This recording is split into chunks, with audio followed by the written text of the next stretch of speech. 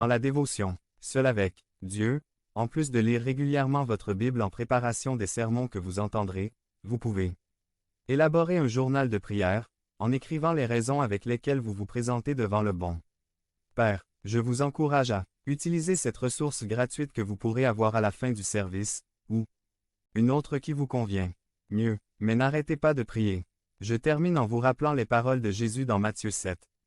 9 à 11. Lequel d'entre vous, si son fils lui demande du pain, lui donne une pierre, ou s'il demande un poisson, lui donne-t-il un serpent?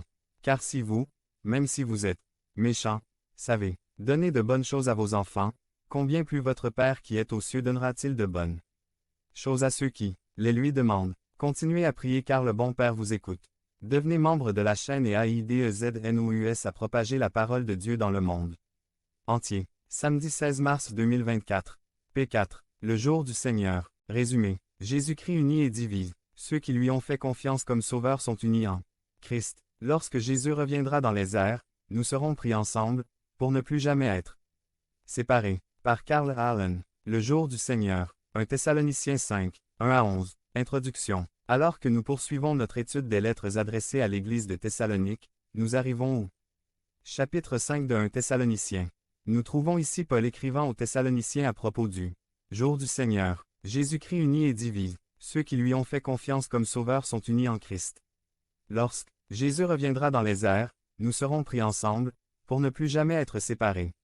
Mais le Christ est aussi un diviseur. Ceux qui le rejettent seront séparés des croyants. La foi en Jésus ne nous unit pas seulement aux autres croyants. Cela nous sépare également spirituellement du reste du monde. Il y a une différence entre les croyants qui recherchent le retour du Seigneur et les peuples du monde. C'est ce thème que Paul a développé dans ce passage. Son objectif était d'encourager les croyants à vivre une vie sainte au milieu de leur environnement païen. Il l'a fait en soulignant 4 contrastes entre croyants et incroyants.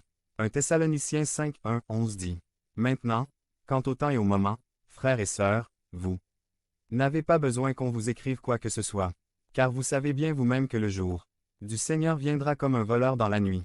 Pendant qu'ils disent paix et sécurité, alors la destruction viendra sur eux tout à coup comme les douleurs de l'accouchement sur une femme avec un enfant, et avec eux ils ne s'échapperont pas. Mais vous, les frères, n'êtes pas dans l'obscurité, car le jour rattraperait un voleur, car vous êtes tous des enfants de lumière et des enfants du jour. Nous ne sommes ni de la nuit, ni des ténèbres. C'est pourquoi vous nous avez permis de ne pas dormir comme les autres, mais permettez-nous d'être vigilants et calmes, car ceux qui dorment dorment la nuit, et ceux qui sont ivres la nuit. Mais puisque nous sommes de jour, permettons-nous d'être sobres,